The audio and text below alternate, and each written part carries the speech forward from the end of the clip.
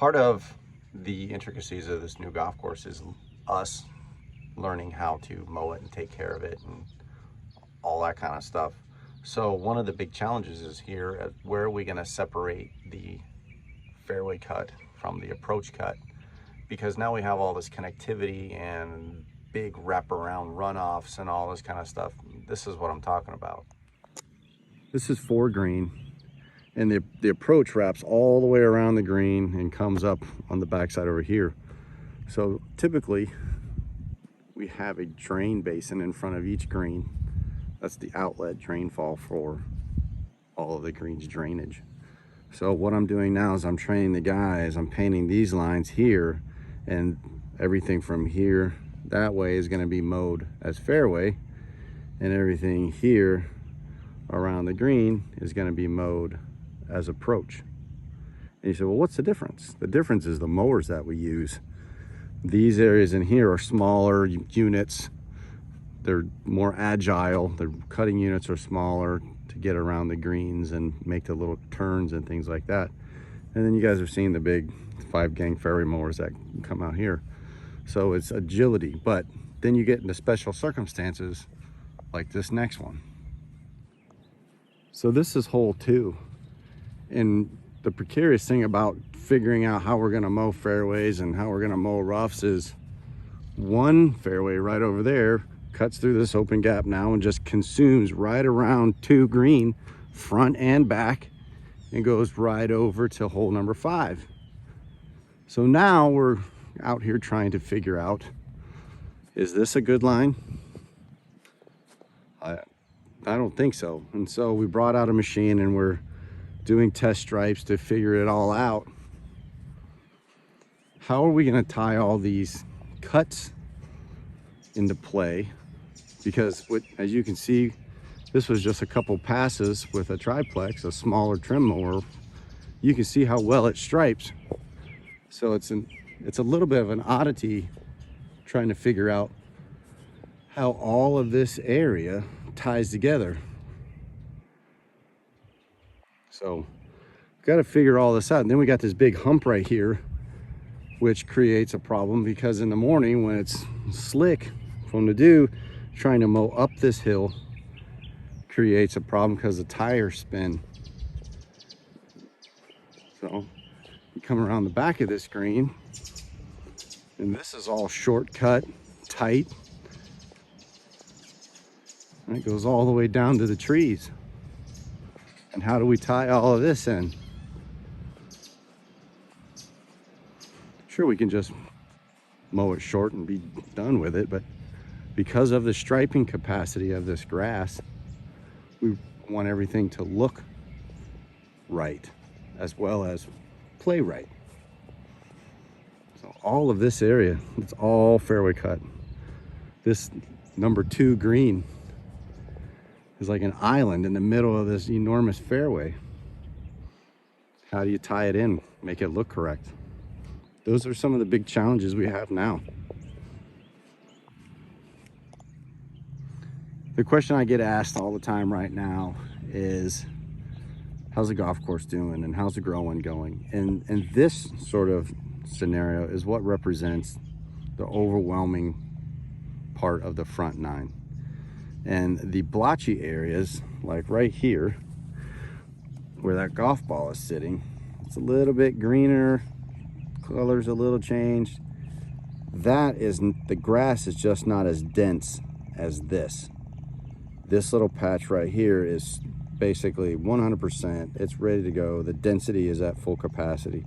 And these little areas are still covering with stems and runners and producing that density that we are normally accustomed to.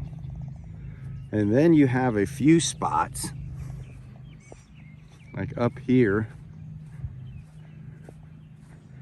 where it's still a little thin. You have a little bit of soil still showing. All right, we have these little patches like this. So right through here, it was super, super bare, and we had to do a whole bunch of extra sprigging. All right, you've got grass in there. Like you can see, here's a patch, here's a patch, patch. It's in there, but it still has some coverage to go. But the majority of the area is in great shape. So the thing that we're really trying to do now is get the front 9 fairways to create this density everywhere. This is hole number 5, and these are some drain projects that we did. We just went in, top dressed some of the sod so that it kind of levels itself out. You can see this fairway is in pretty good shape. It's got a few little small patches that's still growing in, but for the most part, it's doing really well.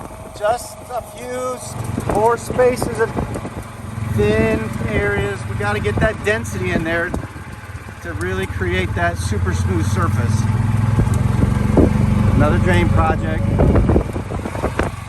right, but it's looking great. This is 5 green, 6 is over there.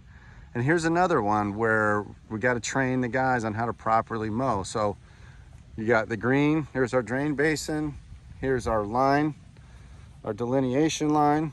So everything's fairway and everything's approach. But now this approach goes all the way around the green that way, and there's a huge runoff back here on this side of the green. And then all of this area turns and rolls right up onto rolls off of 5 green, this approach runoff area, and then it goes right up onto 6T. And all of this is going to be mowed with a triplex, like a riding greensmower kind of a machine. Very fine cut. The whole point of this is to get it really tight, really smooth, but it's a large area. So we have to train the guys the proper way to be able to manage this golf course now. You know, we got a little bit of tie in here. Like this area is just a little bit lower than this. So we're sanding constantly, trying to raise this side up so that there's not a little trough right there. Got a couple little patches, nothing too major right here. A few more patches back there on the back side. But for the most part, it's about 95% all there. You can still hear the generator that we're running. We've been running a generator constantly, 24/7 since the beginning of June, because FP&L still hasn't turned on that transformer yet. And we're still waiting on electricians to build all the power coming out of that transformer to get power over here to power all of this. We got to put power back to the bathroom. So we still got a lot to do here, but waiting on FP&L, that has been no fun. But here's our short game area. So you can see a couple small patches, and then you can still see the little bit of inconsistency, like right through here. The density is just not as thick everywhere as it hopefully was going to be. But we got stifled by the water restrictions. Little bit of grow-in still to do here around the front in the approach. But the range tee out here, it's 99% good to go. This really came in quite beautiful, and it's enormous. It's probably 3 times the size of what we used to have. Hitting pads are supposed to be installed next week. So we got 6 there, 8 over there, and then another 6 over there. But, you know, out here, you can see it's grown in. We're just waiting for that nice, super thick, lush density. Our range out there is looking great. A few little patches around this target here we need to get completely grown in, but you hit balls out that way, no big deal. Got all of our targets cut in real nice. So our practice facility is ready to go. Big putting green over there is looking good. It's all grown in. So right now, all of the greens are being cut at 0.180 inches. And our target goal is 0.125, which is 1/8 of an inch. And our target green speed is 10.5, which I don't anticipate any problem getting to that green speed. Bunkers are being raked 2-3 times a week, trying to massage that sand down in there. And then right before we open, a couple weeks before we open, sometime beginning of November, we'll go through and compact all these. We'll put the plate tampers in the bottom of them, pack them in real good, and then we'll take the hand tampers and we'll do the faces up there. So the ball lands in there, it'll roll down to the bottom. Hole number 10. We have a few areas like this, and the cause of this is a couple fold. One, it was the area, some areas where we were resprigging. Like up here, you can kind of see the little bit of patchiness. Those are the pieces of chunk sod, as they call it, the sod to sprig, where it's just now adapting to the low mowing height, because we put this stuff out, all these extra sprigs, and then just basically had to wait almost 3 weeks while we drowned the place in water before we could start mowing it. So we're having to re-educate these little pieces on a low mowing height, which is not a big deal. You can see there's lots of green in there. We just got into the stem a little bit. Some of these areas, like this one, right? You look in there, there's lots of green coming. I'm not worried about it. It just has to pop back out. And some of the areas are around drain basins where these areas just got really wet when we were watering, and we just couldn't mow it that much until we cut back. So some of this grass got a little extra long, and then we just scalped it back. But again, there's lots of green in there, and it's coming. So not too worried about it. But again, it's some density issues, right? Like right in here. This little patch is much more dense than this little green vein style area. And you can kind of see it, how dense that is, right? How it's compared to this. Try and get you a little better angle there. Big fat leaves, used to being those long. Small leaves, used to being cut short. So, got a little work to go back here. Keep growing, keep feeding it, keep pushing it hard. We're looking for density. The golf course is there, but we gotta try and get out of these tiger stripe. This is not a fertility issue, it's 100% a density issue. Long leaf blades, much darker color, short leaf blades, getting cut into a little bit. So we just got to get it all to even out. This is 10 green, and you'll notice it's a little browned out, and that is the side effect of the first application of a growth regulator put on the greens. What the growth regulator does is it stops cell elongation. So layman's terms, it doesn't let the leaf blade get real long. And by constricting the amount of energy the plant has to put into the leaf blade, it can put that energy into root development as well as node elongation, meaning it grows laterally across the side.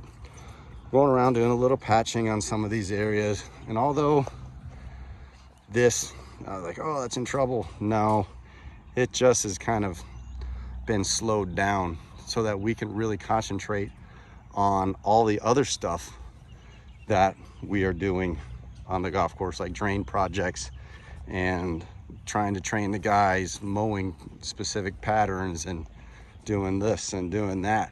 There's still so much micro stuff to do. You know, we got to go around like this, a little patch of paspalum right there and right there, right there. which we can spray this and kill this paspalum in the Bermuda grass. The challenge is finding the Bermuda grass in the paspalum and getting rid of it. That's the challenge. So we've got one of my guys going out every week and he sprays these little patches. Now, because it's already October, we're going gentle with these patches of paspalum chemically so that we don't really injure the tiff eagle on the greens, right? So we'd rather give it the death of 1,000 razor blades other than one giant swing of the sword. So got a big runoff in these transition areas like this. This is all sod, right? Absolutely beautiful. That's what we're looking for. We just got to get these areas to get that density and that thickness. You can see a good differential there. Now, this is 11 tees. They're grown in. We're going to continue to top dress these things a little bit and kind of really help firm them up, but you know, it's there. No issues with the tees at all. We haven't mowed this thing, but got a few weeds we got to spray out. Not the end of the world, but all the tees are looking just like this. So this is 11 approach. A little bit around the drain basin and little patch here that really needs to get moving, but everything around it is in pretty good shape. So these areas we continue to spot fertilize and just keep pushing on them as hard as we can, getting them to grow. So this is 12 fairway, and here's our line of demarcation between fairway and approach. And I was thinking originally we were going to do it all the way up here. And when I say we, I do mean we. I brought then my entire staff out here and we talked about, you know, where you think's a good line, either there or here. And I said, oh, let's do it here. And then one of my guys said, if we do it here, then the fairway mower's got to come up and turn around. He's going to be real close to that green. The tire tracks might mess up this shortcut approach. So I said, oh, that's a good idea. So we backed it up a little bit back to here to give the fairway mowers a wide area that they can turn around here. And then we take it straight across, and all of that area all the way over to 13 white tees and this area in the backside of this bunker, that's all shortcut. So we have lots of approach area to mow, way more than we ever had before. So we probably will have to send out an extra approach mower. Right, all of this area, all in through here, that's all approach. And then it takes it right up onto the tee box. All right, this is 13 fairway. It's there. Got a few little patches like that. And just the density, trying to get that extra growth on it to really create that thick carpet. We've got a few drain projects we got to come out and do, like right here. We got to fix all this. And funny thing is, 15 years ago when I built this golf course, all of this was fixed. But putting the new irrigation system in and everything, we just ripped right through it. So we got to go back in and do it all over again. So I was anticipating having to do that. So they're not huge drain projects, but we just got to get in and dig it up, put some rock in there, put the sod back, and away we go. All the drain projects that we did over on the front and on 17 and all that worked out great. The grass is in the ground around is completely dry. There again, that's the thin spot right there is caused by excessive water. So you see some of the same thin areas, some of the same scalping from grass getting a little too long while we waited for the new sods to sprig chunks, the supplemental sprigging stuff to root. So that's what all that is. Some of it is the sod chunks themselves starting to learn again to be shortcut. And But they're all coming along. Lots of green grass in there. So this area right here, between 13 and 18, is a weird one that we had to figure out how to mow the approach on. And basically what we're gonna do is from here through all of this area, this 13 green. Sorry, I've got a gas car now. My electric car broken. Some computer component on it or something. But this whole area between 13 green and 18 green over there, we're gonna mow all this as approach. All the way over to 10T, all the way over there, and then all the way up there onto 14 white tee. All of this area is all approach cut. Huge approaches out here. Hole 17, here's a great example of just the old drainage that quit working. So you can see here, here's all the drain lines all over this wet spot that I put in. This was probably put in 2010 or 2011, right after the golf course was built. And over time, they just solidify up, and I mean, he's basically digging through road pack, the nasty soil on this fairway. So, just time for some new stuff. You know, look at what he's digging through. That's tough to grow a golf course in on that stuff. That's the same material right there that they're putting underneath the brand new parking lot on 18.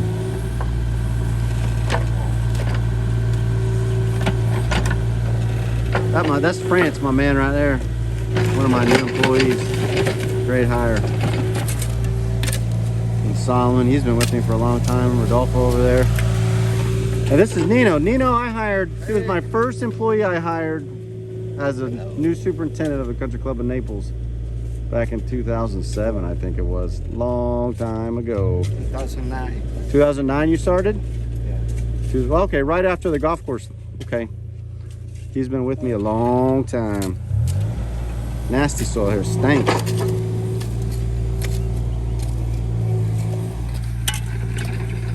Big drain project. All this side over here, all these. But we did this one over here. Probably gonna have to order a little bit of more sod, maybe a pallet or two. Some of this stuff was, you know, when you dig through this kind of stuff, it doesn't come up real well. I mean, look at this. This is what this thing's, conch shells, and these are just old clam shells, because this whole area was intertidal at one point. It's full of clam shells and conch shells. So we put all this back, and we'll have to resod that stuff right there. But you couldn't even walk in this thing 2 weeks ago without your feet sinking down into mud. So Nino does a great job with this stuff. Goes way up there. Huge drain. Big drainage project here on 17. So this is one of the other drain projects, and we'll order in some sod to fix up all of this kind of stuff. But we couldn't mow that, do anything with it, so get the drain in and fix the grass afterwards. Here's another one. Giant wet spot on 17. Couldn't mow it, couldn't do anything with it. So we recovered whatever grass we could, and like that little piece right there, we'll sod it. But this one's probably the worst for this drain stuff. Hole number 16. Again, a little bit of patchy grow-in spots still needing to get coverage. But density, just you need these areas to keep spreading, keep getting thicker and thicker.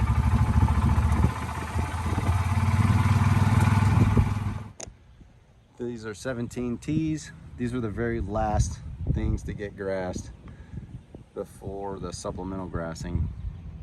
So they're in great shape. All the tees are really good. We got a little bit of weeds that kill over here, but that's easy peasy stuff. Beautiful fairway bunkers down there. Look at that, look. That is just absolutely gorgeous. Try and get it to stop flickering here. Beautiful.